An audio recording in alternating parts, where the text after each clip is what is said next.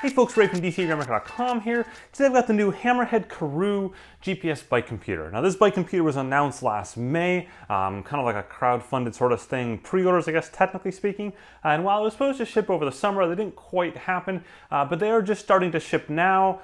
Kind of. They're shipping just to beta testers, and they've been a little unclear on what they're actually shipping to, but at this point they're just shipping to beta testers only. They're saying they're going to start shipping to the rest of the population starting in January. Now, in case you're wondering, I'm actually not one of those beta testers, but one of you is, and you sent me your unit to try out. So now I've got your unit. I mean like this kind of unit, not the... Now what we're gonna do is go ahead and do a quick unboxing of it. We're gonna see if I can get it connected to the network and then kind of just show you where it stands.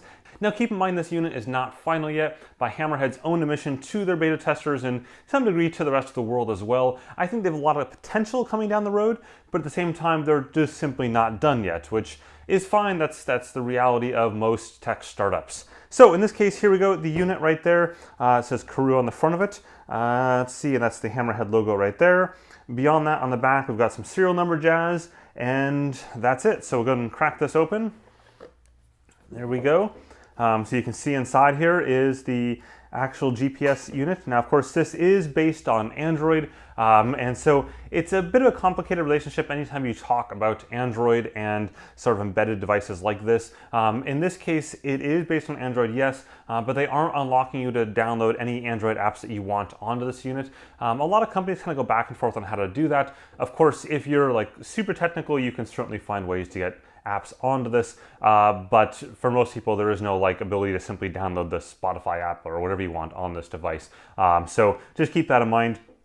It's a bit heavier than I would have thought actually picking it up. And I've played with one back in May, but that was like 7 months ago now, so it's interesting to see one in person. It is kind of wide as you see, but I'll show you what comparison-wise to the rest of the bike computers out in the market. Anyways, here is that unit right there. I'll go and pop off this piece of kind of foam right there to protect it all. And then inside you can see there is a Barfly mount. So super, super cool that they are partnering with Barfly on their mount system, technically called Tate Labs actually, but Barfly is well known. They're really the first third-party mount out there for Garmin devices, and then they now have stuff for every device out there. And what's cool is when you buy like a Barfly mount, this one just has the third-party, the Garmin-esque quarter turn mount on the bottom. But when you buy a Barfly mount, it actually includes like 10 different mounts for like Wahoo and Sigma and all the different companies. So it's kind of why I like buying them. And just to be clear, I buy all my own mounts from Barfly. So anyways, there is that. Neat to see that package in there as opposed to doing their own mount and having something sketchy. Next, we've got, looks like a micro USB charging cable. I'll put that down there for now. And then here we've got a screen cloth you can see right there. Let's go pull this out. So we can have the lanyard, a screen cloth, and a SIM card slot tray, and then a SIM card poker thing to get the SIM card out of the unit. Because it is based on Android and because they did design it around a SIM card, you can put a SIM card in there and download maps and whatnot on the fly. That's not required. It does have Wi-Fi, so it can connect to your Wi-Fi networks at home or even any other Wi-Fi network, even like a Starbucks, because it can actually prompt you for the, I agree thing that you get at Starbucks, unlike something like a Garmin Edge device, which cannot prompt you for that I agree button that you got to click at Starbucks or any sort of Wi-Fi hotspot out there. So that's super cool. It cannot connect to your phone directly though, unless you have a mobile hotspot, but there's no like Bluetooth connectivity between the unit and your phone like you would have on a Garmin or a Wahoo or whatever the case may be. So anyways, that's that. And then last but not least, you can see, if I can just get these pieces there so I don't lose any, down here we've got these two little wrenches to likely go ahead and install the two different screw sizes that are probably on here. That's one screw size. Is that different? Yeah, there's probably a screw somewhere on here that might be slightly different, maybe on the unit itself. I'm not quite sure why they've included two of them, but they look like they're almost identical. Maybe their one's a little bigger. No, this one's a tiny bit bigger than this one. I'm sure there's a reason for the two different hex wrenches, but we'll have to figure that out later on. So there you go, a quick look at the unboxing portion. Move this junk out of the way. Put that over there. Let's talk size and weight. My bad. So, couple of units to play around with here. we'll go ahead and turn this scale on and make sure we are tare. There we go. So starting off with the Hammerhead Karoo on there, it is 186 grams. Next we'll go to the Garmin Edge 1030. That comes in at 124 grams. Then we've got the Wahoo Element. I'm doing the full-size Element because I figure if you're looking to get something this big, you're probably looking for the full-sized Element. 104 grams, damn, it's a lot lighter than I thought it was, or remembered it was. Keep in mind the Element and the Element Bolt, which is even smaller, are identical in functionality in terms of inside the unit, software-wise, all that kind of stuff, mapping, etc. This is just simply a bigger screen, and it has some LEDs and stuff that the Bolt doesn't have the same number of LEDs. Anyways, the Polar V650, for some strange reason you were going to buy that, 120 grams. I don't recommend buying this. Like, Polar had a great idea here, but they just failed to follow up on execution. And then the Edge 1000, 116 grams. So obviously this is definitely heavier as I thought it was when I felt it, but you know, it's got a much more brilliant screen in some senses, and it's bigger. The reason why I mentioned the Edge 1000 in this roundup is because I think you're going to see the Edge 1000 price drop to like just plummet over the next little while, and like it or not, this is a very viable competitor to this, both in terms of price but also in terms of features. Ultimately this does have more features than this today. I would say the mapping and routing is probably more polished feeling on the Karoo than it is on the Edge, but this just has a lot more features. So if you're looking like for a budget option, this could be the one going forward depending on what the pricing looks like. Anyway, so those are those pieces there. Let's talk about size side by side. If we look at something like the Edge 1000, or sorry, Edge 1030 compared to this, you'll see the 1030 is, I'm just going to put these on the table there as best as I can. Edge 1030 is a tiny bit taller, but it's also a fair bit skinnier. So there we go, you can see that there. With the Wahoo Element, you can see they're about the same height. This is a tiny bit shorter. Width-wise though, this is, sorry, it's kind of tough to hold them up. Again, a bit smaller. Edge 1030. This is, again, tiny bit taller, also a tiny bit less wide. And then finally the V650, barely a little bit taller, and also definitely a fair bit less wide.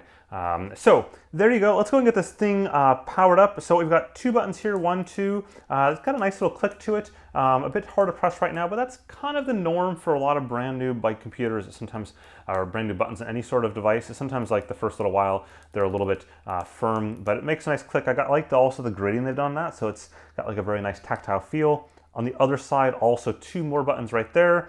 We've got the USB port right there. It is exposed, which I'm not a huge fan of. Karoo says, or Hammerhead says, that they have fully internally waterproofed it, which is the norm, by the way. All these units are internally waterproofed on that USB port. Usually IPX7, so 1 meter deep for 30 minutes. In the event you happen to fall into a lake and are there for 30 minutes, you're fine. I actually did a video a long ass time ago up there showing that exact thing, putting these units in a bathtub and seeing what happens. So anyways, still, the reason why I like to see covers on it though is actually dirt and grime. So, you know, you're riding along here and dirt and gel and stuff gets in that, and then it does bad things inside of it. Even though it's waterproofed, this protects that cover, and so it's something I'm kind of surprised to not see that on there, but we'll see what happens.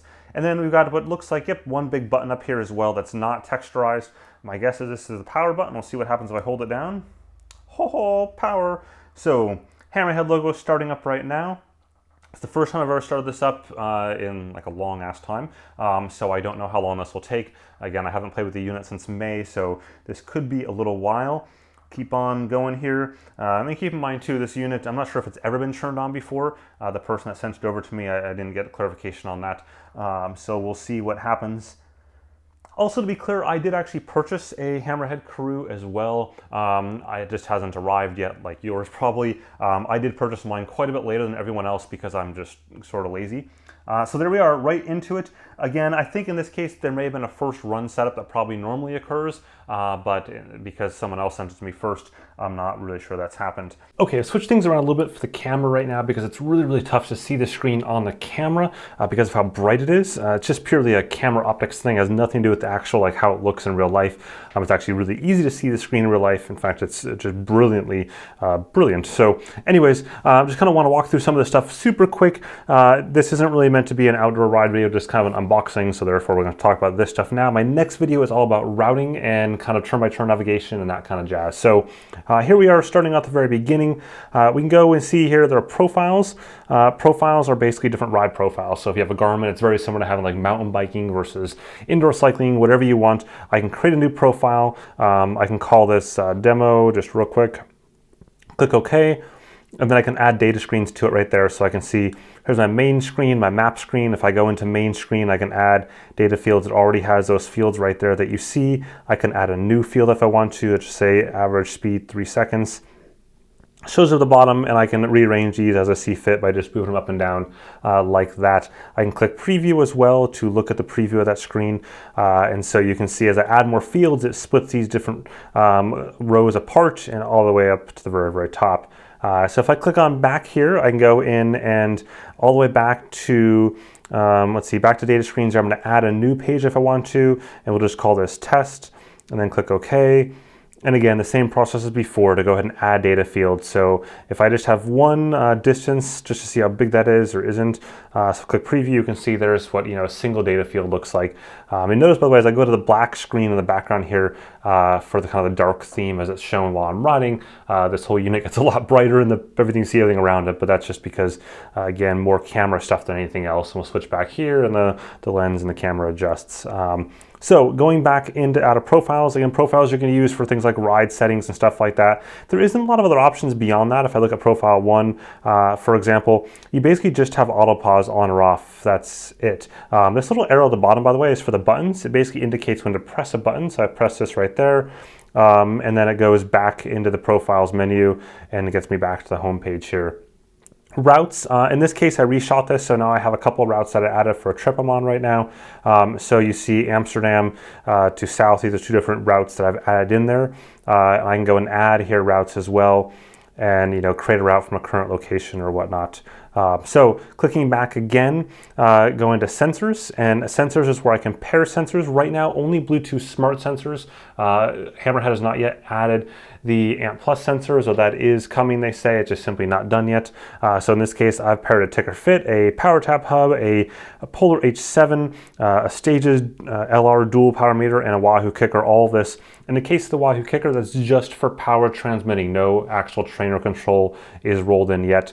I would just simply click on add there, and it's going to go off and search for Bluetooth devices. Pretty straightforward. When it finds them, you can go ahead and see them in the list here and pair to them. Next, we'll dive into the settings menu here. So you can see there at the top is Strava. That's currently the only location I can upload to. There isn't any other integrations offered yet. So this allows me to link to my Strava account.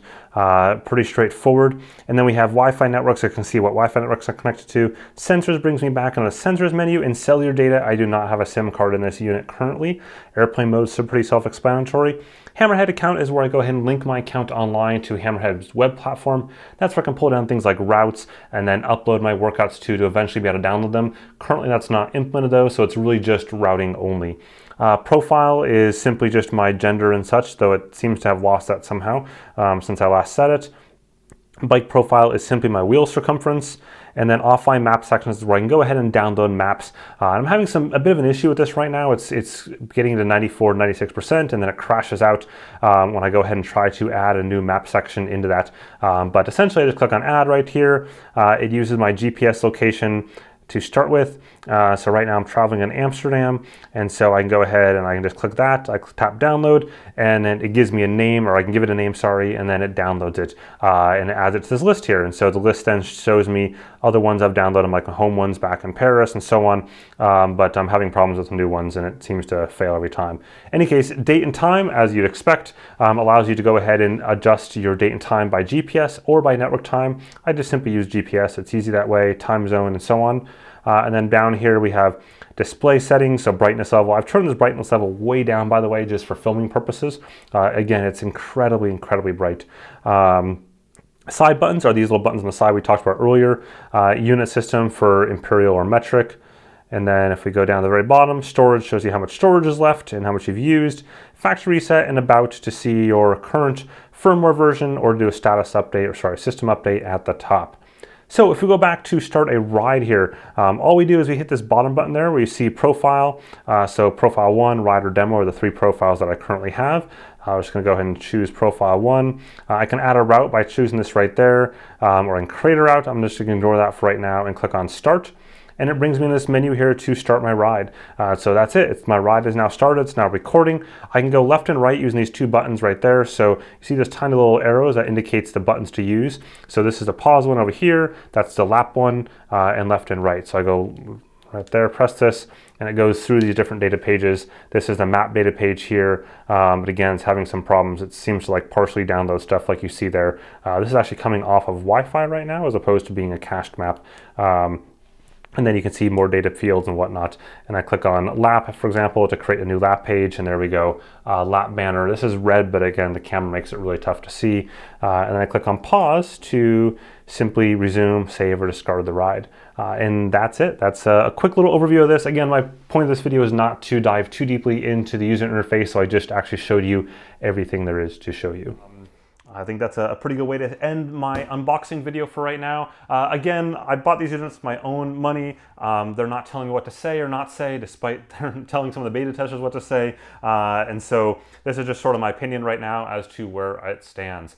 With that, thanks for watching. Go and whack that like button down below, as well as use the subscribe button, and then check out some of the other videos on the screen in a second here that may be of interest to you. Have a good one.